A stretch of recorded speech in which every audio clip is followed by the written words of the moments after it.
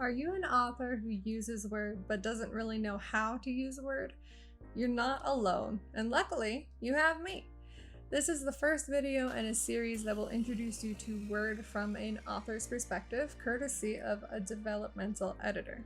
First of all, we're going to tackle getting your manuscript into general, industry standard format quickly. Here you can see I have a document that is not properly formatted. Firstly, it's in Comic Sans. Interestingly, a lot of people write in Comic Sans because it helps with dyslexia and focus, but we still hate it. Secondly, the chapters are not on their own pages. And thirdly, the spacing and indents are all wrong.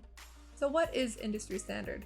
This may vary slightly, which is why you should always do your research when submitting your manuscript to any publisher or agent, but typically Times New Roman, size 12, double-spaced, first line hanging, no space between paragraphs of the same style, with a page break for each new chapter, and proper formatting for scene breaks is industry standard.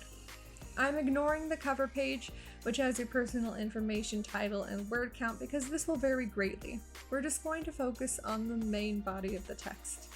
Don't feel overwhelmed. All of this is super easy to adjust and only a few clicks away. The first thing we're going to do is click on our document anywhere on the page to make sure we have the window selected. Then we'll go to our keyboard and press Ctrl-A. This highlights all of the text in the entire document. If you have 55,000 words, it will highlight all 55,000 words. Once we have the text highlighted, we can right-click anywhere on the page, which brings up this new menu.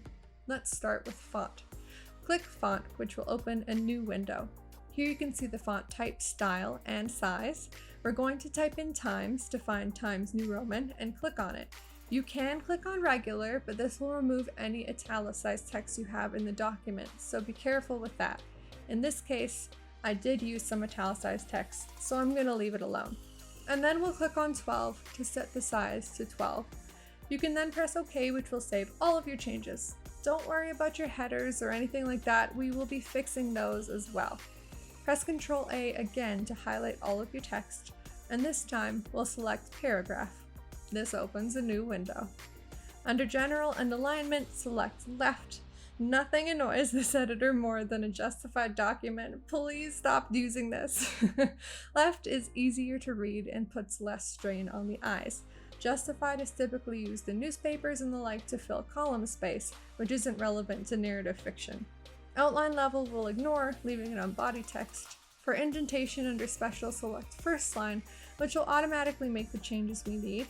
For spacing, under Line Spacing, select Double, which will automatically make the changes we need. And finally, check the Don't Add Space Between Paragraphs of the Same Style box. Now that's a sexy looking document. In the next video, we'll get those chapter headings back in order, as well as automatically create a live table of contents that does all of the work for you. I'll see you in the next one.